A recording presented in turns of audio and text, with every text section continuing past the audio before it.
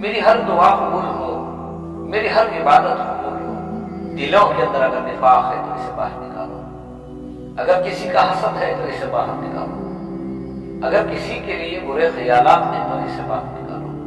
دلوں کو پاک کرنا ہے تو رات کی تنہائی میں توبہ و استغفار کرو۔ اگر ہم نے کسی کے لیے حسد پال رکھا ہے یا نفاق ہمارے دلوں میں ہے تو یقیناً یاد رکھو یہ ہمارے ہی لیے پلٹ کر آئے گا اور ہماری دنیا اور آخرت کو تباہ و برباد کرنے چلا جائے گا۔ دنیا اور آخرت میں عزت چاہتے ہو تو سامنے والے کے بارے میں بھی اچھا سوچو۔ سب کچھ اللہ سبحانہ و تعالیٰ کے اختیار میں ہے، بس ہماری سوچ اچھی ہو جائے، دوسروں کے بارے میں اچھا خیال ہو، دوسرے مسلمانوں کے لیے غائبانہ دعا کرو۔ کیا ہے، کیا جی رہے ہیں، کیا جینا ہے، اور مرنے کے لیے انسان جی رہا ہے۔ ہماری حقیقی جو زندگی ہے وہ مرنے کے بعد شروع ہونے والی ہے۔